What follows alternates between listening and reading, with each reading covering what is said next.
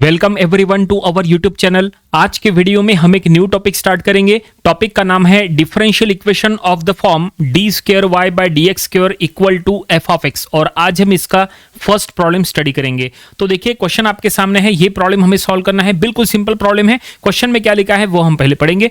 तो क्वेश्चन में लिखा है solve d square y by d x square equal to x into e to the power x. तो चलो हम ये प्रॉब्लम सॉल्व करेंगे, लेकिन आपको ये प्रॉब्लम सॉल्व करने के पहले इसका बेसिक आपको बता देते हैं, क्योंकि ये आज का फर्स्ट लेक्चर है। तो ये न्यू टॉपिक जो है इसका बेसिक आपको पता होना चाहिए, तो आप आसानी से इसके प्रॉब्लम सॉल्व कर सकते हैं। वैसे आपको बताना चाहेंगे ये जो टॉपिक है differential equation of the form, देखो यहाँ पे डिफरेंशियल इक्वेशन का फॉर्म दिया है जो कि d square y by d x square equal to f of x है। इसमें दूसरा टाइप भी आता है, इसमें दो टाइप के फॉर्म आते हैं। पहला फॉर्म तो ये है आपके सामने, ये पहला फॉर्म है, ठीक है, ये पहला फॉर्म है। और दूसरा फॉर्म है जो कि d square y by d x square equal to f of y, ये दूसरा फॉर्म है, ठीक है। इसके प्रॉब्लम जो है वो हम आगे के ये टॉपिक होने के बाद हम ये टॉपिक के प्रॉब्लम स्टार्ट करेंगे, लेकिन फिलहाल हम ये टॉपिक के प्रॉब्लम्स आज से स्टार्ट कर रहे हैं। इसमें ज़्यादा प्रॉब्लम्स नहीं है, हार्डली 4 या 5 प्रॉब्लम्स है। इसको हम अच्छे से स्टडी करेंगे, देन आफ्टर हम इसके प्रॉब्लम जो है वो स्टडी करेंगे, ठीक है। तो यहाँ पे देखिए ये जो टॉपिक है इसमें ये जो फॉर्म है d square y by d x square is equal to f of x, ये फॉर्म आइडेंटिफाई करना बहुत आसान है। क्वेश्चन जनरली जो दिया होता है वो इसी फॉर्म में दिया होता है। देखो जैसे आप देख सकते हैं ये जो फॉर्म दिया है ये ऑलरेडी ये स्टैंडर्ड फॉर्म के साथ अगर आप कंपेयर करके चेक करोगे तो बिल्कुल सेम टू सेम आपको फॉर्म दिखाई देगा। यहाँ पे भी लेफ्ट हैंड साइड में d square y by d x square है, यहाँ पे भी है, ठीक है। यहाँ पे राइट हैंड साइड में एफ ऑफ एक्स है, तो आप देख सकते हैं यहाँ पे राइट हैंड साइड में जो है ये पूरा function in the form of x है। It means right hand side is a function of x, ये कंफर्म है। ऐसे में आपको क्या करना है वो ध्यान से सुनो। ऐसे में आपको ये पर्टिकुलर ये जो पूरा इक्वेशन है इसको इंटीग्रेट करना है। कितने बार? 2 बार इंटीग्रेट करना है। क्यों 2 बार इंटीग्रेट करना है वो सुनो। रूल क्या है? रूल ऐसा है कि अगर differential equation d to the power n y by d x to the power n equal to f of x, देखो ये एक स्टैंडर्ड फॉर्म हम आपको बता रहे हैं, ठीक है। अगर कोई भी डिफरेंशियल इक्वेशन अगर ये स्टैंडर्ड फॉर्म में है तो आपको क्या करना है, यहां पे जो भी n का वैल्यू होता है n को देख के आपको इंटीग्रेट करना है। जैसे n का वैल्यू यहां अगर 1 है तो क्या हो जाएगा dy by D x. n का वैल्यू 1 है तो dy बाई डी एक्स होगा ना, तो फिर आपको एक बार इंटीग्रेट करना है, सॉल्यूशन मिल जाएगा। n का वैल्यू अगर 2 हो जाए, n का वैल्यू यहां 2 हो जाए तो ये फॉर्म में चले जाएगा, तो आपको 2 बार इंटीग्रेट करना है, सॉल्यूशन मिल जाएगा। अगर n का वैल्यू 3 हो जाए तो एक और नया फॉर्म क्रिएट हो जाएगा, तो आपको 3 बार इंटीग्रेट करना है, सॉल्यूशन मिल जाएगा। तो डिपेंड करता है कि n का वैल्यू क्या है, उसके अकॉर्डिंग आपको इंटीग्रेट करना होता है। फिलहाल इसके फॉर्म्स आप देख सकते हैं। इसका एक फॉर्म ये है, इसका एक फॉर्म यहां पे जाएगा। जब यहां पे देखो यहां पे एफ ऑफ वाई है, जब हम एफ ऑफ वाई के लिए सॉल्व कर रहे हैं तो ये फॉर्म में भी कैसे सॉल्व करते हैं वो हम आपको आगे बताएंगे, लेकिन फिलहाल हम आपको ये फॉर्म के लिए बता रहे हैं।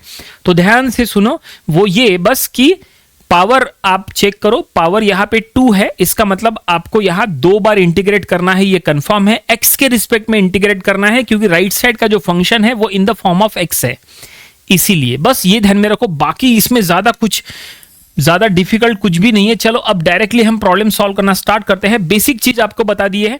तो फाइनली ये जो गिवन डिफरेंशियल इक्वेशन है ये हम यहां पहले लिख लेंगे। देखो कैसे प्रॉब्लम सॉल्व होता है, बिल्कुल सिंपल है। गिवन डिफरेंशियल इक्वेशन इज, तो क्या दिया है, डी स्क्वायर वाई, हम यहां लिख लेंगे d square y by d x square equal to x a to the power x. तो हम यहां पे लिख लेंगे which is in the form, कौन से फॉर्म में है, वो फॉर्म में, स्टैंडर्ड फॉर्म में जो टॉपिक का नाम है d square y by d x square is equal to f of x, ठीक है, ये फॉर्म में है। तो ये जो फिलहाल गिवन इक्वेशन था इसको इक्वेशन नंबर 1 दे दो। तो आपको क्या करना है, जैसा हमने कहा ये स्टैंडर्ड फॉर्म में है तो हमें इसको अब इंटीग्रेट करना है 2 बार। चलो 1 बाय 1 इंटीग्रेट करेंगे और इक्वेशन नंबर 1 को हम इंटीग्रेट करेंगे। तो यहां पे हम लिख लेंगे integrate equation 1 with respect to x, x के रिस्पेक्ट में इंटीग्रेट करना है। तो आपको क्या करना है, दोनों साइड में इंटीग्रेट करना है, इधर भी उधर भी, ठीक है। ऐसा नहीं कि सिर्फ आपको एक ही साइड में इंटीग्रेट करना है। तो लेफ्ट हैंड साइड में जब आप इंटीग्रेट करोगे तो देखो लेफ्ट हैंड साइड में क्या है, d square y by d x square, इसको इंटीग्रेट करने के बाद बचेगा only d y by d x, ठीक है। राइट हैंड साइड में आपको इंटीग्रेट करना है तो यहाँ इंटीग्रेशन का आपको प्रोडक्ट रूल यूज करना पड़ेगा। ठीक है, फिलहाल हम इसको ऐसा लिखते हैं। चलो यहाँ पे अगर हम लिखे, एक मिनट, यहाँ पे अगर हम स्टेप वाइज चले, एक स्टेप हम एक्सटेंड कर लेते हैं। जैसे हमने लिखे integration d square y by D x square into D x is equal to integration x a to the power x into D x. देखो स्टेप वाइज करने वाले हैं, इसलिए एक स्टेप हमने यहाँ बढ़ा दिए। इसके बाद की स्टेप हम यहाँ लिखते हैं। तो लेफ्ट हैंड साइड में हो गया d Y by D x, जैसा हमने कहा था, ये देखिए। ठीक है, क्योंकि इंटीग्रेशन और डिफरेंशिएशन एक में का रेसिप्रोकल होता है, तो यहाँ पे डी स्क्वायर है, यानी 2 बार डिफरेंशिएशन है, यहाँ पे 1 बार इंटीग्रेशन है। इंटीग्रेशन डिफरेंशिएशन एक कट हो जाएगा, एक बचेगा d Y by D x, तो ये हमने यहाँ लिख दिए। लेफ्ट हैंड साइड को हमने इंटीग्रेट कर लिए, d Y by D x हमें मिल गया। राइट हैंड साइड में इंटीग्रेट करना है, तो यहाँ इंटीग्रेशन का प्रोडक्ट रूल यानी ही इंटीग्रेशन बाय पार्ट्स का फार्मूला अप्लाई करना पड़ेगा। तो चलो यहाँ इंटीग्रेशन बाय पार्ट्स अप्लाई करेंगे। अब आपको इंटीग्रेशन बाय पार्ट्स का फार्मूला पता होना चाहिए, पता है क्या? अगर नहीं भी पता कोई दिक्कत नहीं, हम आपको यहाँ फार्मूला बता देते हैं। देखो फार्मूला ऐसा है, integration of u v into D x. देखो यू वी के फॉर्म में बता रहे, u is the first term and v is the second term. तो रूल ऐसा है कि आपको लिखना है पहले first term into integration of second term, ठीक है, फिर minus integration differentiation of first term into integration of second term. देखिए ये है इंटीग्रेशन बाय पार्ट्स, यानी इंटीग्रेशन के प्रोडक्ट रूल का ये फार्मूला है। ये फार्मूला हमें यहाँ अप्लाई करना है। यहाँ यू वी के फॉर्म में है, यू का वैल्यू एक्स है और एंड वी का value e to the power x है। ठीक है, ये यू है और ये वी है। ठीक है, इंटीग्रेशन ऑफ यू वी, देखो इंटीग्रेशन ऑफ यू वी।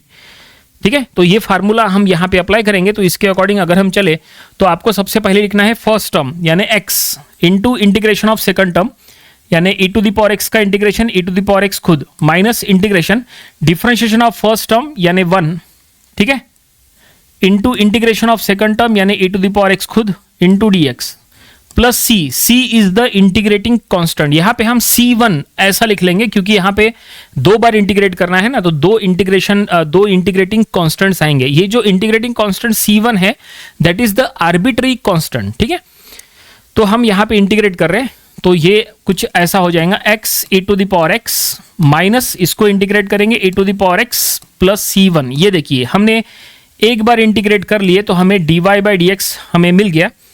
तो हमने ये इक्वेशन बना लिए, इसको इक्वेशन नंबर 2 कहो। इंटीग्रेशन बाय पार्ट्स का फार्मूला अप्लाई किए, चेक करो हमने जो फार्मूला अप्लाई किए वो करेक्टली अप्लाई हुआ कि नहीं। देखो ये है फर्स्ट टर्म यानी u, ठीक है, into integration of second term. तो इंटीग्रेशन ऑफ सेकंड टर्म यानी ई टू द पावर एक्स का इंटीग्रेशन, तो E to the power x का integration E to the power x खुद होता है। ठीक है, तो E to the power x का integration E to the power x खुद minus integration differentiation of first term यानी एक्स का डिफरेंशिएशन वो 1 हुआ। ठीक है, into integration of second term, तो इंटीग्रेशन ऑफ सेकंड टर्म यानी ई टू द पावर एक्स का integration E to the power x खुद हुआ, तो यहाँ पे वो आ गया into D X plus C1 और integration of e to the power x e to the power x खुद हुआ एज इट इज, इस तरह से। ठीक है, हो गया।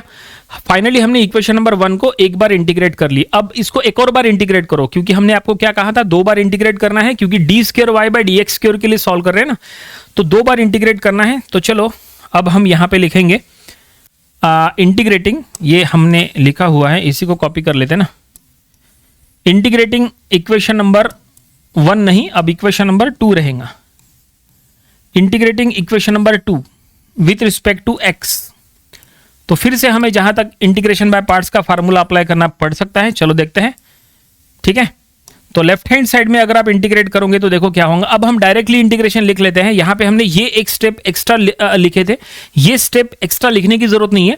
आप जो है ये integrating with respect to x के बाद डायरेक्टली आप ये स्टेप लिख सकते हैं, कोई दिक्कत नहीं है। ये स्टेप लिखना कंपलसरी नहीं है, ये चॉइस आपकी है। ये सिर्फ हमने आपको समझाने के लिए बताया है, जो कि ये फर्स्ट लेक्चर है इसलिए पूरा डिटेल में बता रहे हैं। चलो अब हम इक्वेशन नंबर 2 को इंटीग्रेट करेंगे विद रिस्पेक्ट टू एक्स। तो लेफ्ट हैंड साइड में dy बाई डी एक्स लिखा है, तो अगर आप यहाँ पे इंटीग्रेट करेंगे तो लेफ्ट हैंड साइड में बचेगा y। ठीक है, क्योंकि dy बाई डी एक्स को इंटीग्रेट करेंगे तो y आएगा, ये कंफर्म है, क्योंकि इंटीग्रेशन और डिफरेंशिएशन एक में का रेसिप्रोकल होता है। तो इसको इंटीग्रेट करेंगे तो dy by D x cut जाएगा, बचेगा ओनली y। राइट साइड की अगर बात करें तो राइट साइड में यहाँ अगर आपको इंटीग्रेट करना है तो ये देखो 3 टर्म्स है, ठीक है ना, ये पहला टर्म, ये दूसरा टर्म, ये तीसरा टर्म, तीनों में इंटीग्रेट करना है। तो पहले में आपको इंटीग्रेशन बाय पार्ट्स अप्लाई करना पड़ेगा। X e to the power x का इंटीग्रेशन, ये देखो यहाँ पे भी x e to the power x का इंटीग्रेशन जो हमने किए थे वो ये आया था। ठीक है ना, आपको फिर से यहाँ इंटीग्रेशन बाय पार्ट्स अप्लाई करना है। यहाँ तो डायरेक्टली इंटीग्रेशन हो जाएगा। C1 क्या है, कॉन्स्टेंट है, उसको इंटीग्रेट आपको करना पड़ेगा। तो चलो यहाँ पे इंटीग्रेशन करेंगे, इंटीग्रेशन बाय पार्ट्स। तो first term into integration of second term, तो एक्सपोनेंशियल का इंटीग्रेशन एक्सपोनेंशियल खुद होता है, minus integration differentiation of first term यानी 1 into integration of second term यानी e to the power x खुद इंटू dx। ठीक है, ये हो गया इंटीग्रेशन बाय पार्ट्स, हमने इसमें अप्लाई किए। उसके बाद minus e to the power x का integration e to the power x खुद होता है, प्लस c1 का इंटीग्रेशन हो गया c1 इंटू एक्स, एंड यहाँ पे एक और इंटीग्रेटिंग कांस्टेंट आएगा c2, क्योंकि आप यहाँ पे आप डबल इंटीग्रेट कर रहे हैं ना, तो इसलिए नया इंटीग्रेटिंग कांस्टेंट। बस एक स्टेप और सॉल्व करो इसको, जहां तक y ये हो जाएगा x e to the power x minus e to the power x minus e to the power x again plus c1x plus c2। हमने यहाँ पे यहाँ तक ला लिए, इंटीग्रेट कर लिए। क्या इसमें और कुछ सॉल्व हो सकता है? कॉमन हो सकता है ना। यहाँ पे देखो ये ट्वाइस कर लो, so y equal to x e to the power x minus twice e to the power x plus c1x plus c2। और अब यहाँ पे हम कॉमन ले लेंगे, तो यहाँ पे e to the power x common ले लो। तो अगर आप e to the power x common लेंगे दोनों में से, तो बचेगा x minus 2 plus c1x plus c2। और इसमें कुछ भी सॉल्व नहीं हो सकता, ये आपको यहीं पे स्टॉप करना पड़ेगा। तो हम यहाँ ये जो हमें मिला है, this is our required solution. ठीक है, तो बस स्टेटमेंट में लिख लेंगे this is the required solution, और फाइनली प्रॉब्लम यहीं पे कंप्लीट हो गया। ठीक है, तो ये सिंपल सा ये टॉपिक है, ये ज़्यादा डिफिकल्ट नहीं है। इसका जो नेक्स्ट पार्ट है टॉपिक 2, उसमें थोड़ी सी डिफिकल्टी लेवल बढ़ जाती है, लेकिन ये टॉपिक 1 भी आपको स्टडी करना है, क्योंकि ये टॉपिक 1 अगर आपका स्ट्रांग होगा तो आगे टॉपिक 2 आपको बहुत ही आसानी से समझ में आ जाएगा। तो यहाँ पे सबसे इंपॉर्टेंट क्या होता है? सबसे इंपॉर्टेंट होता है कि गिवन डिफरेंशियल इक्वेशन को आइडेंटिफाई करना। तो given differential equation standard form में अगर है, तो आपको यहाँ पे इसको इंटीग्रेट करना है 2 बार, क्योंकि पावर तो यहाँ पे 2 रहेगा, ये कंफर्म है। 2 बार इंटीग्रेट करना है विथ रिस्पेक्ट टू x। तो आपको इंटीग्रेशन बाय पार्ट्स आपको प्रॉपर्ली सॉल्व, अभी ये इजी प्रॉब्लम था इसलिए ये बहुत ही आसानी से सॉल्व हो गया, लेकिन इसमें भी डिफिकल्ट प्रॉब्लम्स आते हैं जो हम आगे चल के लेंगे, तो उसकी भी आपको अच्छे से प्रैक्टिस करना है। और इंटीग्रेशन बाय पार्ट्स का फार्मूला आपको सही से अप्लाई करते हुए प्रॉपर्ली उसको रिड्यूस करना है, तो आपको सॉल्यूशन मिल जाएगा। ये प्रॉब्लम यहीं पे कंप्लीट हो गया। आई होप ये प्रॉब्लम, ये सभी स्टेप्स जो हमने यहाँ पे आपको बताया है, जो मेथड बताया है, वो आपको समझ में आया होगा। ये आपको अपनी प्रैक्टिस बुक में जरूर से सॉल्व करके देख लेना चाहिए। छोटे छोटे प्रॉब्लम्स प्रैक्टिस करते हुए चलेंगे तो आगे चल के डिफिकल्ट से डिफिकल्ट प्रॉब्लम आसानी से सॉल्व कर लोगे। Differential equation of the form d square y by D x square equal to f of x, ये टॉपिक का प्रॉब्लम नंबर 2 स्टडी करेंगे। तो देखिए क्वेश्चन आपके सामने है, ये प्रॉब्लम हमें सॉल्व करना है। क्वेश्चन में क्या लिखा है वो हम पहले पढ़ेंगे। तो क्वेश्चन में लिखा है solve d square y by D x square equal to x square into sine x. तो चलो हम ये प्रॉब्लम सॉल्व करेंगे। सॉल्व करने के लिए हम वही टेक्निक का यूज करेंगे जो हमने इसके पहले के प्रॉब्लम में आपको बताए थे। सबसे पहले गिवन डिफरेंशियल इक्वेशन हम यहां पे लिख लेंगे। गिवन डिफरेंशियल इक्वेशन इज, तो क्या दिया है, तो फिलहाल हम यही इक्वेशन को यहां से कॉपी कर लेते हैं। ठीक है, और ये जो इक्वेशन है इसको हम फिलहाल इक्वेशन नंबर 1 कहेंगे। ठीक है, तो हमने इसको कहा इक्वेशन नंबर 1। अब आपको क्या करना है, जैसा हमने कहा इसको इंटीग्रेट करना है विथ रिस्पेक्ट टू एक्स, लेकिन पहले हम यहां स्टेटमेंट में लिख लेंगे it is in the form, ऐसा स्टेटमेंट में लिख लेंगे it is in the form. कौन से फॉर्म में है, that is d square y, standard form जो है वो आपको यहां लिखना है d square y by D x square is equal to f of x. ये स्टैंडर्ड फॉर्म में है, it is in the form. किस फॉर्म में है ये हमने यहां पे मेंशन कर लिए। ठीक है, और अब हम यहां पे इंटीग्रेट करेंगे विथ रिस्पेक्ट टू एक्स। ठीक है, तो हम यहां पे लिख लेंगे integrate equation 1 with respect to x. ठीक है, तो देखो एक्स के रिस्पेक्ट में कैसे इंटीग्रेट होता है। ठीक है, तो जब आप इसको इंटीग्रेट करने को जाओगे तो लेफ्ट हैंड साइड में देखो क्या है, इक्वेशन नंबर 1 के लेफ्ट हैंड साइड में है d square y by D x square. तो उसको इंटीग्रेट करेंगे तो वहां पे बचेगा only d Y by D x, left hand side में बचेगा d Y by D x. क्यों? क्योंकि आपको पता होना चाहिए डिफरेंशिएशन और इंटीग्रेशन दोनों एग्जैक्टली एक में का रेसिप्रोकल होता है। ठीक है, जैसे फॉर एग्जाम्पल अगर आप y को डिफरेंशिएट करेंगे तो आपको dy बाई डी एक्स मिलता है। ठीक है, अगर dy बाई डी एक्स को डिफरेंशिएट करोगे तो d square y by D x square मिलता है विथ रिस्पेक्ट टू x। ठीक है, ये आपको पता है डिफरेंशिएशन का। इंटीग्रेशन का अगर बात करें, अगर आप ये d square y by D x square को इंटीग्रेट करोगे तो ये टर्म मिलता है, और अगर आप dy बाई डी एक्स को इंटीग्रेट करोगे तो ये टर्म मिलता है। ऐसा रहता है, डिफरेंशिएशन इंटीग्रेशन का उल्टा रहता है। ठीक है, तो ये सिंपल चीजें हैं, मैक्सिमम स्टूडेंट्स को ये पता होता है। तो यहाँ पे लेफ्ट हैंड साइड में इक्वेशन नंबर 1 में d square y by D x square है, उसको इंटीग्रेट किए विद रिस्पेक्ट टू एक्स, तो बचा लेफ्ट हैंड साइड में d Y by D x. Right hand side में चलते हैं, यहाँ पे इंटीग्रेट करेंगे। अब यहाँ पे देखो इंटीग्रेट करते समय दो टर्म्स है एक्स की, एक है एक्स स्क्वायर और दूसरा है साइन एक्स। इसका मतलब अगर आपको राइट हैंड साइड में इंटीग्रेट करना है तो आपको अब इंटीग्रेशन बाय पार्ट्स का फार्मूला पता होना चाहिए। इट मींस इंटीग्रेशन का मल्टीप्लिकेशन रूल यानी ही प्रोडक्ट रूल। जैसे डिफरेंशिएशन में प्रोडक्ट रूल होता है ना, वैसे इंटीग्रेशन में भी प्रोडक्ट रूल होता है, उसको कहते हैं इंटीग्रेशन बाय पार्ट्स। तो हम यहाँ पे इंटीग्रेशन बाय पार्ट्स का फार्मूला यूज करेंगे। तो आपको इंटीग्रेशन बाय पार्ट्स का फार्मूला पता है क्या? अगर नहीं पता कोई दिक्कत नहीं, हम यहाँ पे आपको लिख के देते हैं। देखो फार्मूला ऐसा है, integration of u v d x, u v के फॉर्म में बता रहे, ठीक है, first term u second term v। तो आपको ऐसा लिखना है u into integration of v minus integration differentiation of u into integration of v। ये देखिए ये है इंटीग्रेशन बाय पार्ट्स का फार्मूला। दो टर्म्स है यहाँ पे, first term into integration of second minus integration differentiation of first term into integration of second. इस तरह से आपको ये फार्मूले का यूज करना है। तो चलो यहाँ पे हम इंटीग्रेट करेंगे। इक्वेशन नंबर 1 के राइट हैंड साइड में है एक्स स्क्वायर और साइन एक्स। एक्स स्क्वायर हो गया u एंड साइन एक्स हो गया v, ठीक है। u और v क्या लेना है ये आपके ऊपर होता है वैसे, तो x square as a u लेंगे एंड ये साइन एक्स को एज अ v लेंगे। तो चलो यहाँ पे u v के फॉर्म में वो फार्मूला जो है वो हम यहाँ अप्लाई करेंगे इक्वेशन नंबर 1 में। तो हम यहाँ पे लिख लेंगे फर्स्ट टर्म यानी x square into integration of second term यानी साइन एक्स का इंटीग्रेशन, साइन एक्स का इंटीग्रेशन हो जाएगा माइनस ऑफ कॉस एक्स, ठीक है। उसके बाद minus integration differentiation of first term, X square का डिफरेंशिएशन वो हो जाएगा 2x into integration of second term sine X का integration minus of cos X, ठीक है, इंटू dx। ये देखिए हमने यहाँ पे इंटीग्रेट कर लिया है, इक्वेशन नंबर 1 को इंटीग्रेट कर लिया है, ठीक है। अभी हमने एक बार इंटीग्रेशन किया है, लेकिन देखो ये इंटीग्रेशन अभी पूरा नहीं हुआ। हमने भले ही इंटीग्रेशन बाय पार्ट्स का फार्मूला अप्लाई कर लिए, इंटीग्रेशन इसलिए पूरा नहीं हुआ क्योंकि इसके अंदर में देखो एक और इंटीग्रेशन है, हमें इसको भी अब सॉल्व करना पड़ेगा। तो चलो अब हम इसको सॉल्व करेंगे। तो ये क्या बचेगा, ये माइनस बाहर ले लो, minus X square into cos X, ये पहला टर्म एज इट इज, ठीक है। अब ये जो माइनस है ये माइनस बाहर ला लो, ये हो जाएगा प्लस, ये 2b बाहर ला लो, तो बचा integration of x into cos x into D x, ऐसा। अब यहाँ पे फिर से इंटीग्रेशन बाय पार्ट्स का फार्मूला अप्लाई करो क्योंकि यहाँ पे x की दो टर्म्स है, x और cos x, तो यहाँ इंटीग्रेशन बाय पार्ट्स फिर से अप्लाई करना पड़ेगा। तो चलो हम अप्लाई करेंगे, थोड़ी सी जगह यहाँ बना लेते हैं।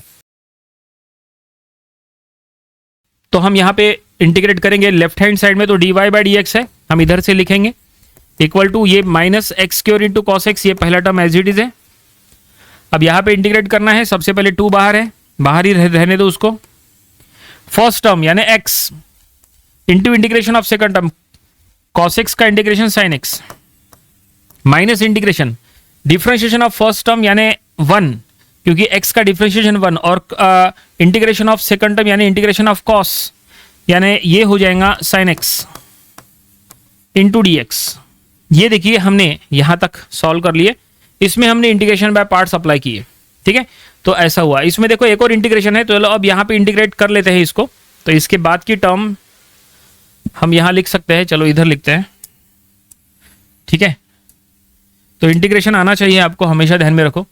तो लेफ्ट हैंड साइड में dy बाई डी एक्स, ठीक है, राइट हैंड साइड में minus X square into cos x plus यहाँ पे 2 से मल्टीप्लाई कर सकते हैं आप चाहे तो 2 plus 2x into sine x minus यहाँ पे साइन एक्स का इंटीग्रेशन हो जाएगा माइनस ऑफ कॉस एक्स। ये देखो साइन एक्स का integration minus of cos x, वो माइनस और ये माइनस हो जाएगा प्लस, और ये 2 से भी मल्टीप्लाई करेंगे यानी plus 2 into cos x into D x, ये सॉरी इंटू डी एक्स नहीं, प्लस सी इंटीग्रेटिंग फैक्टर। आपको एक मिनट, ये जो इंटीग्रेटिंग फैक्टर सी है ना, ये आपको पहले ही लिख लेना चाहिए था। चलो हम इंटीग्रेटिंग फैक्टर यहाँ लिख लेते हैं। जब आपने फर्स्ट टाइम इंटीग्रेट किए थे ना यहाँ पे, तो यहीं पे हम इंटीग्रेटिंग फैक्टर लिख लेंगे, C1 लेंगे, ठीक है, क्योंकि आगे हमें एक और इंटीग्रेटिंग फैक्टर मिलने वाला है। तो इसको हम फिलहाल C1 लेंगे, integrating factor C1। First time जब इंटीग्रेट होता है ना तभी आपको यूज करना होता है, ठीक है, इस तरह से। तो फाइनली हमने, अब हम यहाँ लिख लेंगे प्लस C1। तो फाइनली हमने जैसा कहा था कि इक्वेशन नंबर 1 को इंटीग्रेट करना है 2 बार। तो देखो इक्वेशन नंबर 1 को हमने एक बार इंटीग्रेट किए, तो एक बार जो इंटीग्रेशन किए वो यहां से, देखो यहां से स्टार्ट हुआ, फर्स्ट टाइम इंटीग्रेट किए तो यहां से स्टार्ट हुआ और वो यहां तक गया। ये फाइनल रिजल्ट है, कंफर्म, ये फाइनल रिजल्ट है फर्स्ट टाइम इंटीग्रेट करने के बाद। भले उसके अंदर हमने एक यहां पे फिर से इंटीग्रेशन, क्योंकि इंटीग्रेशन का सिंबल था तो इंटीग्रेट करना ही पड़ा अंदर में, लेकिन ये फर्स्ट इक्वेशन नंबर 1 को हमने एक बार इंटीग्रेट करे तो ये इतना यहां तक फाइनल हो गया, कंफर्म। अब चलो आगे बढ़ते हैं, एक और बार इंटीग्रेट करेंगे, लेकिन किसको? तो अब ये जो इक्वेशन मिला है इसको कहेंगे इक्वेशन नंबर 2, ठीक है। इक्वेशन नंबर 1 को हमने इंटीग्रेट किए, इक्वेशन नंबर 1 को इंटीग्रेट करके ये इक्वेशन जो मिला इसको कहा इक्वेशन नंबर 2। अब इसको इंटीग्रेट करो विथ रिस्पेक्ट टू x। इसको इंटीग्रेट करने के बाद जो फाइनल सॉल्यूशन मिलेगा वो y का सॉल्यूशन मिलेगा और प्रॉब्लम वहीं पे कंप्लीट हो जाएगा। चलो अब इसको इंटीग्रेट करेंगे, देखते हैं किस तरह से इंटीग्रेट होगा, ठीक है। तो हम यहां से स्टेप कॉपी कर लेते हैं, इंटीग्रेट इक्वेशन नंबर 2 नाउ, ठीक है। Integrate equation number 2 with respect to x। तो देखो अगर आप इक्वेशन नंबर 2 को इंटीग्रेट करने को जाओगे तो इक्वेशन नंबर 2 के लेफ्ट हैंड साइड में क्या है, dy बाई dx है। तो क्या कहा था, dy बाई dx को इंटीग्रेट करेंगे तो क्या मिलेगा, y मिलेगा। तो इसको इंटीग्रेट करो तो मिला y, लेफ्ट हैंड साइड में y। राइट हैंड साइड में चलते हैं, तो राइट हैंड साइड में इंटीग्रेशन बाय पार्ट्स आपको अब यूज करना है, यहां पे भी, इधर लास्ट इसमें यूज करने की जरूरत नहीं है। तो चलो पहले इसमें इंटीग्रेशन बाय पार्ट्स अप्लाई करेंगे, माइनस बाहर है तो माइनस बाहर रहने दो, ठीक है। फर्स्ट टर्म यानी x square into integration of second term cos x का इंटीग्रेशन sin x, ठीक है, minus integration differentiation of first term यानी एक्स स्क्वायर का differentiation 2x and integration of second term cos का इंटीग्रेशन sin x, ये देखिए into dx, ये देखिए। इसका मतलब ये एक्चुअली जो हमने लिखे हैं वो यही है, देखो इसके पहले भी हमने इंटीग्रेट किए थे इसी टाइप से था, बस डिफरेंस ये था यहाँ पे साइन था यहाँ पे cos है, ठीक है, यहां तक ठीक है। तो ये हमने फर्स्ट ये जो टर्म था पूरा उसमें इंटीग्रेशन बाय पार्ट्स अप्लाई किए। अब चलो सेकंड जो टर्म है उसमें इंटीग्रेशन बाय पार्ट्स अप्लाई करो, यानी इसमें तो हम आगे कंटिन्यू करेंगे, यहां नीचे लिखते हैं, इसमें 2 बाहर है, फर्स्ट टर्म यानी x into integration of second sine का हो गया माइनस कॉस, तो यहां माइनस बाहर ले लेते हैं, ठीक है। फिर minus integration differentiation of first term यानी 1 into integration of second term sine का हो जाएगा माइनस कॉस इंटू dx, ठीक है, इस तरह से कर्ली ब्रैकेट पूरा, और यहां पे प्लस 2 कॉस का इंटीग्रेशन हो जाएगा sin x, उसके बाद c1 का इंटीग्रेशन हो जाएगा c1x, क्योंकि c1 क्या है वो कांस्टेंट है तो कांस्टेंट को इंटीग्रेट किया जाता है, तो ये हो जाएगा c1x plus c2 integrating constant एक और आएगा, इंटीग्रेटिंग कांस्टेंट एक और आएगा, ठीक है। तो इसलिए हमने आपको कहा था इंटीग्रेशन आना चाहिए, जो स्टूडेंट को इंटीग्रेशन आता है वो ये इस टाइप की प्रॉब्लम काफी आसानी से सॉल्व कर सकता है, ठीक है। ये फाइनली इक्वेशन नंबर 2 को हमने इंटीग्रेट कर रहे हैं, तो ये देखिए अभी पूरा नहीं हुआ, इंटीग्रेशन होने का है, क्योंकि जब तक इंटीग्रेशन का सिंबल उसके अंदर है तब तक वो इनकम्प्लीट माना जाएगा, इंटीग्रेशन का सिंबल हट गया तो वो कंप्लीट माना जाएगा, ठीक है। तो अभी भी इसके अंदर इंटीग्रेशन है, ठीक है। तो हमने यहाँ पे भी इंटीग्रेशन बाय पार्ट्स अप्लाई किए, पहला कर्ली ब्रैकेट, इसमें भी इंटीग्रेशन बाय पार्ट्स अप्लाई किए, दूसरा कर्ली ब्रैकेट, और इसको इंटीग्रेट किए, ये आया, और c1x प्लस c2। चलो अब यहाँ पे फिर से इंटीग्रेशन बाय पार्ट्स यूज करना पड़ेगा, इसमें इंटीग्रेशन बाय पार्ट्स अप्लाई करना है और बस एक ही जगह यूज करना है, बाकी कहीं नहीं, ठीक है। तो लेफ्ट हैंड साइड में y, राइट हैंड साइड में चलते हैं, ये माइनस से आप मल्टीप्लाई कर लो तो ये हो जाएगा minus X square into sine x, ठीक है। अब ये माइनस माइनस प्लस, ठीक है, प्लस यहां पे 2 कॉमन ले लो, ठीक है, यहां से 2 बाहर ले लो क्योंकि वो कांस्टेंट है, तो हमने 2 बाहर ले लिए, और अब जो अंदर बचा है उसको इंटीग्रेट करो, x इंटू साइन एक्स, यहाँ पे फिर से हमें इंटीग्रेशन बाय पार्ट्स का फार्मूला यूज करना है, तो चलो हम यहाँ पे यूज करेंगे। तो यहाँ पे हम इसको अगर इंटीग्रेट करें तो first term into integration of second term, तो साइन एक्स का हो जाएगा माइनस ऑफ कॉस एक्स, तो माइनस एक्स कॉस एक्स, ठीक है। First term integration of second minus integration differentiation of first term यानी 1 और integration of second term minus cos x into dx, ठीक है। ये हो गया यहाँ से यहाँ तक, हमने माइनस से भी मल्टीप्लाई किए, ये माइनस हो गया और ये माइनस माइनस प्लस हो गया, ठीक है। अब प्लस यहाँ आगे कंटिन्यू करेंगे प्लस, अब ये 2 से मल्टीप्लाई करो, यहाँ मल्टीप्लिकेशन में गलती नहीं होनी चाहिए। पहले तो हमने यहाँ पे माइनस से दोनों टर्म को मल्टीप्लाई कर लिए, अब यहाँ पे 2 से अंदर के दोनों टर्म्स को मल्टीप्लाई कर लेते हैं, तो ये हो जाएगा ये माइनस, ये देखो ये माइनस, हम इसको हटा देते हैं, और ये -2x इंटू कॉस एक्स, ठीक है। अब ये माइनस यहां ऑलरेडी है, माइनस माइनस प्लस हो जाएगा, और ये 2 आएगा इधर से, +2 इंटीग्रेशन ऑफ कॉस वो हो जाएगा sin x, ठीक है। इधर का प्लस ये सब एज इट इज रहेगा,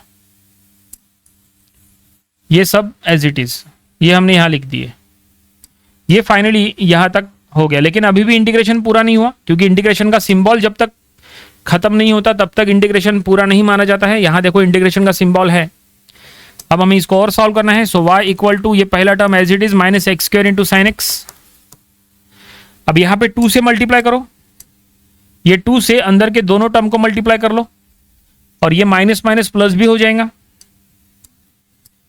ठीक है। तो ये हो जाएगा -2x इंटू कॉस एक्स, ये माइनस माइनस प्लस, और ये 2 +2 कॉस का इंटीग्रेशन साइन एक्स, इस तरह से। और बाकी की terms -2x into cos X, ये टर्म हमने लिख दिए, ठीक है। और ये बाकी की टर्म्स एज इट इज रहेंगी, हम इसको कॉपी करके यहां लिख लेते हैं, ये देखिए यहां तक, ठीक है। बिल्कुल स्टेप वाइज रिड्यूस करना है, धीरे धीरे धीरे धीरे, गलती नहीं होना चाहिए, क्योंकि कई बार क्या होता है कि स्टूडेंट्स इंटीग्रेट तो प्रॉपरली कर लेते हैं, जैसे यहां से यहां तक इंटीग्रेट कर लेते हैं, लेकिन इंटीग्रेट करने के बाद जब रिड्यूस करने की बारी आती है वहां कहीं ना कहीं गलती होती है, और फिर उनको फुल मार्क्स नहीं मिलते, कहीं ना कहीं मार्क्स कट जाते हैं, क्योंकि आपका फाइनल सॉल्यूशन अगर रॉन्ग है, स्टेटमेंट अगर रॉन्ग है आपका, तो आपके मार्क्स कट होना तय है। कुछ तो मार्क्स मिल जाएंगे, ये जो आपने जहां तक आपका सही है वहां तक आपको मार्क्स मिल जाएंगे, लेकिन जहां से रॉन्ग होना स्टार्ट हो गया वहां से आपके मार्क्स कट जाएंगे। इसलिए बिल्कुल स्टेप वाइज चलना है, लगे तो हर एक स्टेप को 2 बार चेक करो। अब देखो यहाँ पे इंटीग्रेशन का सिंबल हट चुका है, मतलब इंटीग्रेशन पूरा हो चुका है, बस रिड्यूस करने की देरी है। तो ये क्या हो सकता है, इसमें क्या कर सकते हैं। सो y इक्वल टू ये -x² into sine x as it is, क्योंकि एक ही टर्म है। अब ये -2x cos x, और यहां पे भी -2x cos x है, तो ये हो जाएगा -4x cos x, ठीक है। इसके बाद ये 2 sin x plus 2 sin x plus 2 sin x, तो ये हो जाएगा 6 sin x plus c1x plus c2, ठीक है। यहां तक हमने सॉल्व किए। चेक करो क्या ये और रिड्यूस हो सकता है, नहीं, अब ये और रिड्यूस नहीं हो सकता, तो आपको ये यहीं पे स्टॉप करना पड़ेगा। तो ये जो फाइनल हमें जो मिला है ये क्या है, यही सॉल्यूशन है of the given differential equation of standard form, ठीक है। नीचे हम स्टेटमेंट में लिख देंगे this is the required solution, this is the required solution, और फाइनली प्रॉब्लम यहीं पे कंप्लीट हो गया, ठीक है। तो आई होप आपको ये पूरा प्रॉब्लम समझ में आया होगा। चलो इसको थोड़ा सा रिवाइज करके आपको देते हैं, ताकि अगर आपके कुछ डाउट्स है तो आपको वो क्लियर हो जाए। तो सबसे पहले सबसे इंपॉर्टेंट क्या है, सबसे इंपॉर्टेंट ये है कि आपको ये चेक करना है कि given differential equation standard form में है क्या। तो बिल्कुल ये ऑलरेडी स्टैंडर्ड फॉर्म में था, ये स्टैंडर्ड फॉर्म, और अब हमें बस क्या करना है, यहाँ पे function in the form of x है या in the form of y है वो चेक करना है। तो ये function in the form of x है, जो आज के टॉपिक का स्टैंडर्ड फॉर्म भी है। तो उसमें हमने आपको कहा था कि यहाँ पे d² y बाई dx² है, तो आपको इसको 2 बार इंटीग्रेट करना है। तो हमने इक्वेशन नंबर 1 उसको दे दिए, गिवन डिफरेंशियल इक्वेशन को।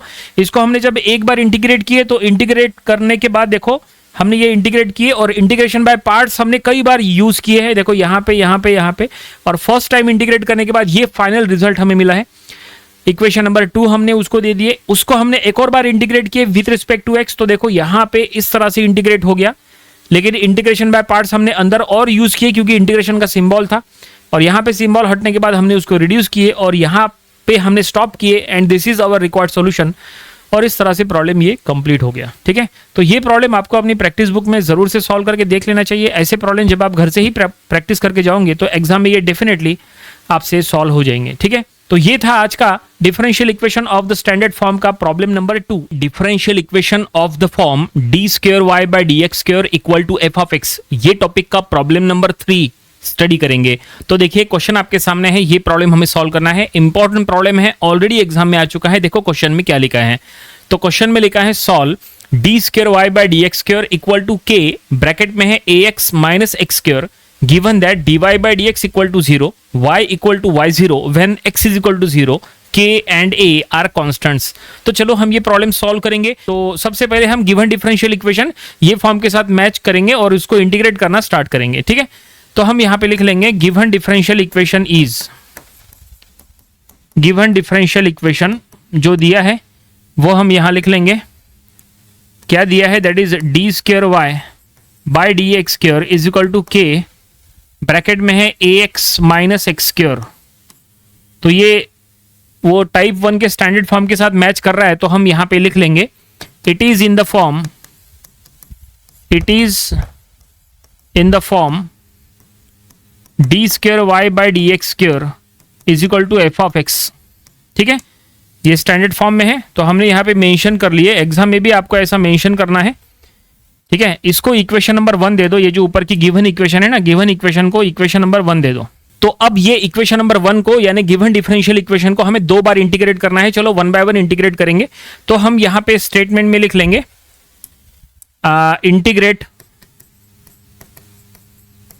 इंटीग्रेट इक्वेशन 1, इक्वेशन नंबर 1 ये है विथ रिस्पेक्ट टू एक्स, ठीक है। इसको इंटीग्रेट करेंगे। तो जब आप इंटीग्रेट करेंगे तो लेफ्ट हैंड साइड में देखो क्या लिखा है, इक्वेशन नंबर 1 के लेफ्ट हैंड साइड में है d square Y by D x square. इसको इंटीग्रेट करने के बाद आएगा d Y by D x, integrate करने पर d Y by D x आएगा, क्योंकि डिफरेंशिएशन और इंटीग्रेशन एक में का रेसिप्रोकल होता है। तो यहाँ पे d square Y by D x square है, मतलब 2 बार डिफरेंशिएशन है। तो अगर आप इसको पहले एक बार इंटीग्रेट करेंगे तो d Y by D x मिलेगा, फिर एक और बार इंटीग्रेट करेंगे तो वाई मिलेगा, ठीक है। हमें इंटीग्रेट करना है, ध्यान में रखना। तो इक्वेशन नंबर 1 के लेफ्ट हैंड साइड में हमने एक बार इंटीग्रेट किए तो आया d Y by D x. अब देखो राइट हैंड साइड में इंटीग्रेट करेंगे तो राइट हैंड साइड में के क्या है, कांस्टेंट है। तो कांस्टेंट के को आप चाहे तो बाहर रखो और अब ब्रैकेट के अंदर इंटीग्रेट करो। तो ब्रैकेट के अंदर इंटीग्रेट करेंगे तो ए कांस्टेंट है, लेकिन एक्स को इंटीग्रेट करना है तो ये हो जाएगा ए एक्स स्क्वायर बाई 2, ठीक है। एक्स को इंटीग्रेट कर लिए, माइनस एक्स स्क्वायर का इंटीग्रेशन करो, एक्स स्क्वायर का इंटीग्रेशन होगा एक्स क्यूब बाई 3 और यहां पे हो गया इंटीग्रेट। और अब यहां पे plus C1 is the integrating constant, ठीक है। ये देखो हमने इक्वेशन नंबर 1 को इंटीग्रेट कर लिए। इंटीग्रेट करने के बाद हमें कुछ ऐसा मिला है। क्या इसको सॉल्व किया जा सकता है, मतलब क्या इसको रिड्यूस वगैरह किया जा सकता है? अभी फिलहाल इसको कोई रिड्यूस वगैरह मत करो, ये ऐसे ही रहने दो। इसको इक्वेशन नंबर 2 दे दो।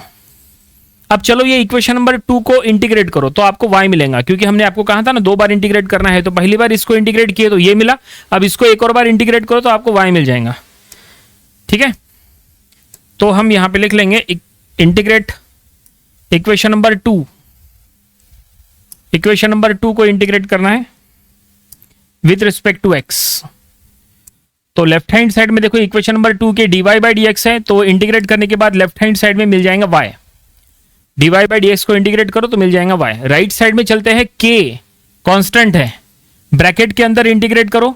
ब्रैकेट के अंदर इंटीग्रेट करने को जाओगे तो a एक्स स्क्वायर का हो जाएगा एक्स क्यूब बाई 3, वो 3 और ये 2 मल्टीप्लाई होके 6 हो जाएगा, माइनस यहां पे एक्स क्यूब का इंटीग्रेट करो तो ये हो जाएगा x to the power 4 by 4, वो 4 और ये 3 मल्टीप्लाई होके 12 हो जाएगा, ठीक है। प्लस यहां C1 को इंटीग्रेट करो तो C1x और एक और इंटीग्रेटिंग कांस्टेंट आएगा C2। ये देखिए इस तरह से यहां पे 6 और 12 कैसे है समझिए ना। यहां पे एक्स स्क्वायर का इंटीग्रेशन क्या होगा, एक्स क्यूब बाई 3, वो एक्स क्यूब बाई 3 ना, वो 3 और ये 2 मल्टीप्लाई हो जाएगा, 3 2 6 हो गया।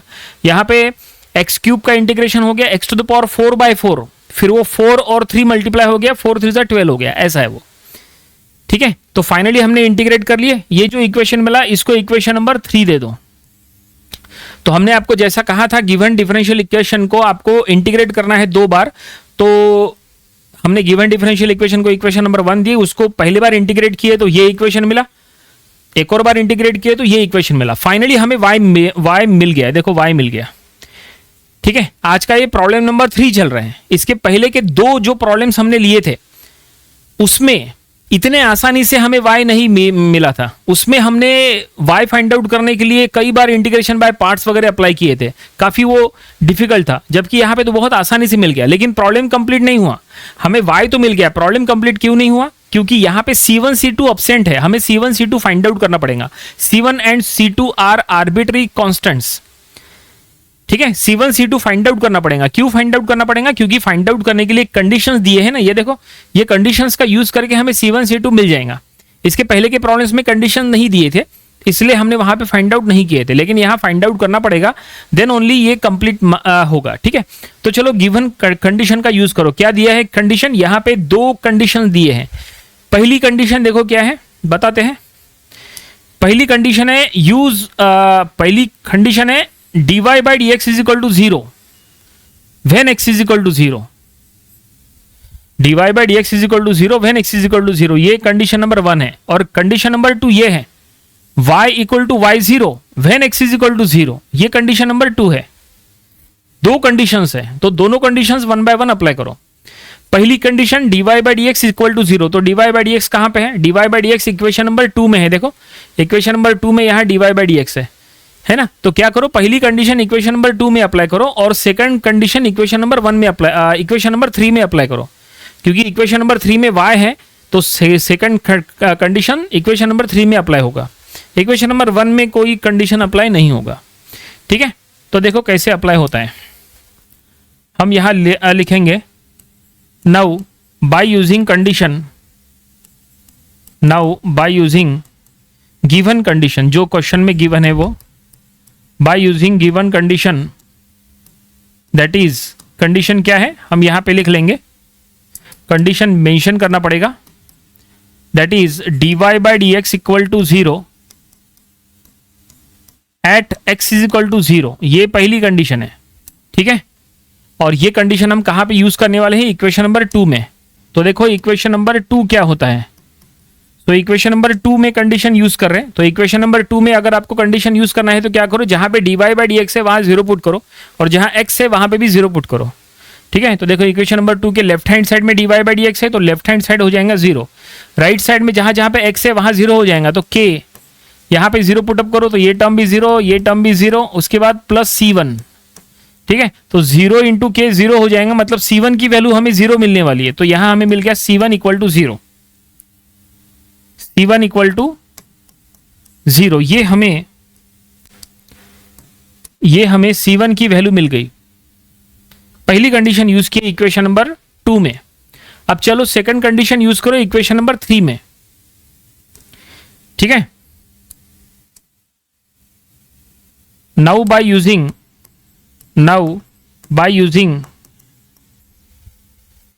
Second condition, that is, condition क्या है वो आपको मेंशन करना पड़ेगा, that is y equal to y0 at x is equal to 0। और ये कंडीशन कहां यूज करना है? इक्वेशन नंबर 3 में, क्योंकि इक्वेशन नंबर 3 में y है ना, इसीलिए। तो equation number 3 employees, equation number 3 में जहां पे y है वहां पे y0 पुट करो लेफ्ट साइड में, और जहां पे x है वहां पे 0 पुट करो, तो ये हो जाएगा y0 equal to k into bracket में 0 प्लस C1 वाला C1 इंटू एक्स, यानी वो भी term 0 plus C2 as it is रहेगा। तो यहां पे हमें C2 मिलने वाला है, सो देयरफॉर C2 हमें मिल गया y0, C2 हमें क्या मिला? y0। तो finally C1 C2 arbitrary constants हमने फाइंड आउट कर लिए, C1 भी मिल गया, C2 भी मिल गया। अब बस क्या करो, ये C1 C2 उठा के इक्वेशन नंबर 3 में पुटअप करो, प्रॉब्लम समाप्त हो जाएगा, ठीक है। तो हम यहां पे लिख लेंगे put C1 and C2 in equation number 3। तो देखो इक्वेशन नंबर 3 में पुटअप करने के बाद क्या होता है, देयरफॉर y इक्वल टू, बाकी सब कुछ एज इट इज रहेगा, k ये एज इट इज रहेगा, ये जो ब्रैकेट वगैरह है ये सब एज इट इज रहेगा, ठीक है। हमें बस यहाँ पे C1 C2 ही पुट करना है, बाकी इसमें कोई कैलकुलेशन पार्ट वगैरह ऐसा कुछ भी रिड्यूस करने की जरूरत नहीं है। यहाँ C1 की जगह 0 पुटअप करेंगे तो ये टर्म हट जाएगा, और C2 की जगह बस y0 आ जाएगा, ये देखो, ठीक है। इसको आगे सॉल्व वगैरह करने की जरूरत नहीं है। This is our required solution, बस नीचे स्टेटमेंट में लिख देंगे this is the required solution और फाइनली प्रॉब्लम यहीं पे कंप्लीट हो गया। तो ये हमने यहाँ स्टेटमेंट में लिख दिया है, ठीक है, ये सॉल्यूशन मिल गया। आप चाहे तो यहाँ पे एक स्टेप सॉल्व कर सकते हैं। क्या यहाँ पे एक स्टेप क्या हो सकती है, ज्यादा से ज्यादा ब्रैकेट के अंदर से डिनोमिनेटर में से 6 कॉमन निकाल सकते हैं। अगर आप 6 कॉमन निकालते हो तो यहाँ पे k/6 हो जाएगा बाहर में, और यहाँ पे यहाँ से 6 हट जाएगा और यहाँ पे 2 आ जाएगा, बस वही एक चेंज होगा, बाकी इसमें कुछ नहीं और होगा, बस बाकी ये तो y0 वगैरह एज इट इज रहेगा। आप चाहे तो डिनोमिनेटर से 6 कॉमन निकाल सकते हैं, वो भी एक स्टेप आप एक्स्ट्रा बढ़ा सकते हैं, कोई दिक्कत नहीं है, ठीक है। इतना सॉल्व किए तो भी चलता है, कॉमन निकाल के स्टॉप किए तो भी चलता है, कोई दिक्कत नहीं है। तो फाइनली ये प्रॉब्लम यहीं पे कंप्लीट हो गया। Okay, differential equation of the form d²y/dx² equal to f(x), ये टॉपिक का ये प्रॉब्लम नंबर 3 था। आई होप ये पूरा प्रॉब्लम आपको समझ में आया होगा। एग्जाम में जब इस टाइप के प्रॉब्लम्स आते हैं तो आपको सबसे पहले आइडेंटिफाई करना है कि कौन से टाइप का है। तो ये टाइप 1 का अगर है तो आपको पर्टिकुलर गिवन डिफरेंशियल इक्वेशन को इंटीग्रेट करना है पावर देख के। जैसे पावर जनरली इसमें सेकंड ऑर्डर डिफरेंशियल इक्वेशन होते हैं तो d²y/dx² ही मिलते हैं, क्योंकि स्टैंडर्ड फॉर्म तभी होता है। तो आपको 2 बार इंटीग्रेट करना है, ये बात ध्यान में रखना। कभी कभी इंटीग्रेशन करते समय इंटीग्रेशन बाय पार्ट्स अप्लाई करना पड़ता है, जैसा हमने इसके पहले के प्रॉब्लम्स में किए थे। यहाँ इंटीग्रेशन बाय पार्ट्स कहीं पे भी करने की जरूरत नहीं पड़ी, क्योंकि यहाँ पे गिवन कंडीशंस वगैरह दिए थे, तो उसके वजह से ये प्रॉब्लम थोड़ा सा अलग बना है। तो इस तरह से आपको पहले 2 बार इंटीग्रेट करके इस तरह के सॉल्यूशंस निकालना है, उसके बाद गिवन कंडीशंस का यूज करके आर्बिट्री कांस्टेंट्स वगैरह फाइंड आउट करके गिवन इक्वेशन में पुट अप करना है, तो सॉल्यूशन मिल जाएगा जो हमने किए। ओके, तो ऐसे प्रॉब्लम की आपको प्रैक्टिस करना बहुत जरूरी है। तो ये था differential equation of the standard form का प्रॉब्लम नंबर 3। तो मिलते हैं नेक्स्ट वीडियो में। Thanks for watching this video.